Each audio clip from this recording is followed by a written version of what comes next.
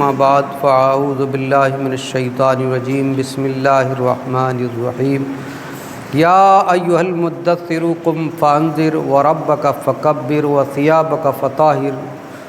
صدق اللہ العظیم وصدق رسولہ النبی الامین الکریم ونحن علی ذلک لمن الشاہدین والشاکرین والحمد للہ رب العالمین۔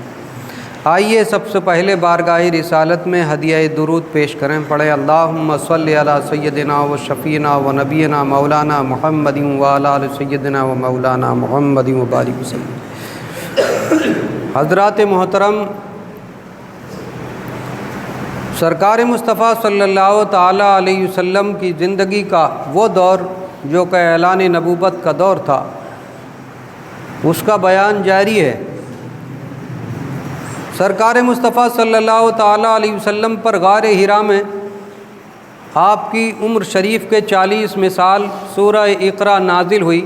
پہلی وحی نازل ہو چکی تھی۔ آپ جب وحی نازل ہوئی اور اس کا اثر کم ہوا،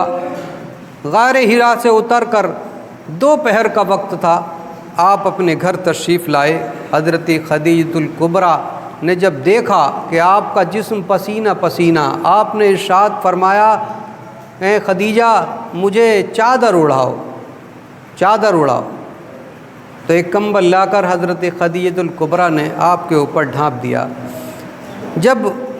آپ کی وہ بے قراری کی بے چینی کی کیفیت دور ہوئی، کچھ دیر سکون ہو گیا، کچھ دیر بعد تو حضرت خدیجہ الکبریٰ نے پوچھا، میرے سرتاج آخر ایسا آج کیا معاملہ ہے جس سے کہ آپ کچھ گھبرائے ہوئے سے محسوس لگ رہے تھے؟ سرکار مصطفیٰ صلی اللہ تعالی وسلم نے وہ واقعہ حضرت جبریل امی کا اور وہ وحی کے الفاظ جو گزرا تھا وہ حضرت خدیجہ الکبریٰ رضی اللہ تعالی عنہا کو سنایا اور کہا کہ خدیجہ مجھے اپنی جان کا خوف محسوس ہوتا ہے، کہیں میری جان نہ چلی جائے۔ تو حضرت خدیجہ الکبریٰ آہا دیکھیے کیسی شفیق شریک حیات، آپ عرض کرتی ہیں نہیں، اللہ تبارک و تعالیٰ کو آپ پیارے ہیں، آپ صلہ رحمی کرتے ہیں۔ کیا صفت بیان فرمائی؟ آپ صلہ رحمی کرتے ہیں، یعنی دوسروں پر رحم کھاتے ہیں، کمزوروں کا بوجھ اٹھاتے ہیں،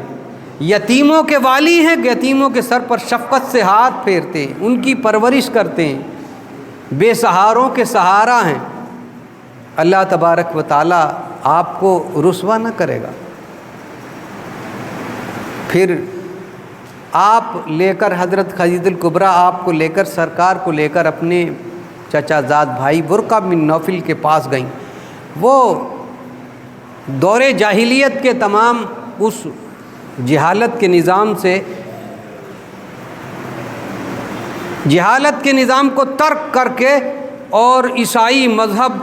قبول کر چکے تھے، توریت و انجیل عبرانی زبان کے ماہر تھے۔ گئیں اور جا کر کے کہا کہ ان کی بات سنو، آج کوئی ایک نیا معاملہ پیش آیا۔ سرکار مصطفیٰ صلی اللہ تعالی وسلم نے وہ پہلی وحی کے الفاظ دہرائے اور تمام واقعہ سنایا۔ تو حضرت ورقہ بن نوفل وہ کہنے لگے کہ یہ وہی ناموس ہے، وہی فرشتہ ہے جو حضرت موسیٰ علیہ السلام کے پاس آیا کرتا تھا، وہی فرشتہ جو حضرت عیسیٰ علیہ السلام کے پاس اللہ کا پیغام لاتا، جو نبی آخر الزماں کی پیشین گوئی توریت و انجیل میں لکھی ہوئی ہیں، وہ میں آپ میں پاتا ہوں۔ کاش میں اس وقت تک زندہ رہتا کہ آپ کی قوم آپ کے گھر سے، آپ کے شہر سے نکالے گی۔ سرکار کو بڑا تعجب ہوا، پوچھنے لگی کیا میری قوم؟ میں تو کسی کے ساتھ برا نہیں کہتا، نہ جھوٹ بولتا ہوں، نہ کسی کی امانت میں خیانت کرنا، نہ کسی کو ستاتا ہوں، کہ ہاں ایسا ہی ہوا۔ ورقہ بن نوفل کہتے ہیں ایسا ہی ہوا پہلے انبیاء کرام کے ساتھ بھی، جب انہوں نے حق کی بات کہی ہے تو ان کی لوگوں نے مخالفت کی ہے۔ بس آ گئیں، سکون ہو گیا، گھر آئے۔ اس بات کا تذکرہ تمام مکے میں ہو گیا۔ پھر 40 دن تک کوئی بھی وحی کی نازل نہیں ہوئی۔ آپ جو لذت وحی کی محسوس کر چکے تھے، پھر سے چاہتے تھے، پھر سے بار بار آسمان کی جانب کو منہ اٹھاتے تھے۔ ایک دن 40 روز ہو چکے تھے، 40ویں دن آپ کوہ صفا کے دامن میں جا رہے تھے کہ اچانک سے اوپر سے ایک آواز آئی۔ یوں کر کے آپ نے منہ اٹھا کر کے دیکھا تو زمین و آسمان کے درمیان وہی فرشتہ وہی صورت میں انسانی شکل میں کرسی پہ بیٹھا ہوا نظر آیا۔ دیکھتے ہی دیکھتے وہ نیچے آ گئے اور نیچے آ کر کے اللہ کا سلام پیش کیا اور سورہ مدثر کی چند آیت آپ کو سنائیں کہ یہ اللہ کا پیغام ہے۔ یا ایھا المدثر قم فانذر، یہ چادر اوڑھنے والے، آپ کے سر پر چادر پڑی ہوئی تھی، دھوپ کی وجہ سے سر پہ چادر، جیسے کہ رومال ہم ڈھک لیتے ہیں اس طریقے سے، تو اللہ تبارک و تعالیٰ نے اسی ادا کو قرآن پاک کی وحی اسی ادا کو کہ ہیں چادر ڈالنے والے، یا ایھا المدثر قم فانذر، اٹھو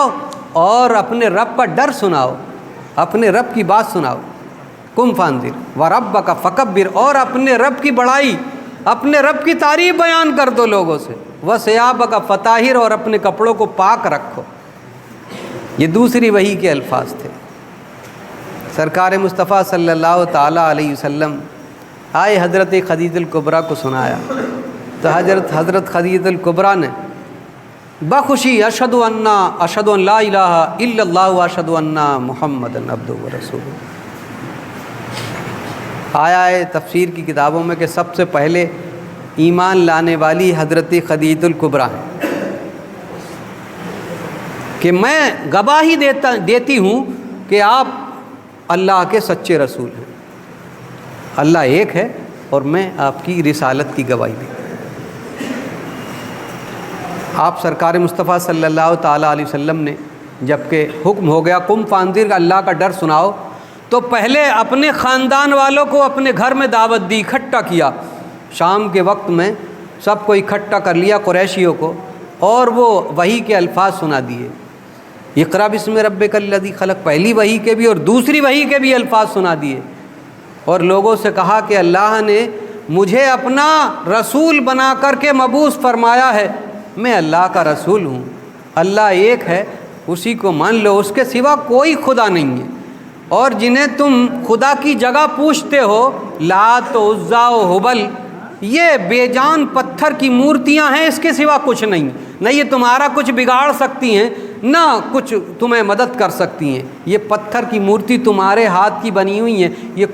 خدا نہیں ہو سکتی، یہ کچھ نہیں ہے، خدا تو وہ ہے جس نے کائنات کو پیدا کیا ہے، جو زندگی دیتا ہے اور جو موت دیتا ہے، زندگی موت عزت و ذلت اسی کے اختیار میں ہے، اور یہ اس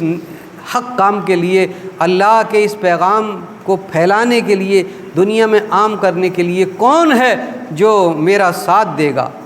تمام پوری محفل میں سناٹا ہی سناٹا تھا، کوئی نہیں بولا، اس میں ابو لہب، ابو جہل اور عتبہ، شیبہ، سارے کے سارے جتنے سردار تھے سب کے سب بیٹھے ہوئے تھے، کوئی نہیں بولا، سب خاموش ہیں۔ اسی خاموشی کو توڑتی ہوئی ایک چھوٹے سے بچے کی آواز اس میں سرکار کے گھر میں گونجی، لوگوں نے یوں دیکھا اس کی جانب کو، آنکھ اٹھا کر کے یوں دیکھا، کل 8 سال کا سن تھا، حضرت مولا علی تھے، 8 سال، پتلے دبلے تھے حضرت مولا علی، کھڑے ہو کر کہتے ہیں اے اللہ کے رسول، میں آپ کی تصدیق کرتا ہوں، میں آپ پر ایمان لاتا ہوں، اشہد ان محمد عبدہ ورسولہ، میں کہتا ہوں آپ اللہ کے رسول ہیں۔ جب توحید و رسالت کی گواہی دے دی حضرت مولا علی نے، تو لوگ جتنے خاموش بیٹھے تھے سب کے سب ہنس پڑے، اور ہنستے ہوئے وہ مذاقیہ طور پر کہنے لگے کہ اے محمد بن عبداللہ صلی اللہ تعالی وسلم، یہ پورے عرب سے لڑنے کے لیے دیکھو، یہ پہلوان ہے تمہارا، پورے عرب سے لڑائی کی آپ دعوت دے رہے ہو، لڑنے کے لیے پہلوان یہ کھڑا ہو گیا۔ انہیں یہ معلوم نہ تھا، دور جاہلیت کے لوگ تھے، انہیں معلوم یہ نہ تھا کہ یہ پتلی ٹانگوں کا، پتلے بازوؤں کا لڑکا کوئی معمولی نہیں، بلکہ یہ اللہ کا شیر ہے، شیر خدا ہے، یہ فاتح خیبر ہے، انہیں معلوم نہ تھا۔ اور یہی ہوا کہ سرکار مصطفیٰ صلی اللہ تعالیٰ علیہ وسلم کو جب ضرورت پڑی تو لبیک یا رسول اللہ کہتے ہوئے حضرت مولا علی چاہے وہ بدر کا میدان ہو، چاہے احد کا میدان ہو، چاہے وہ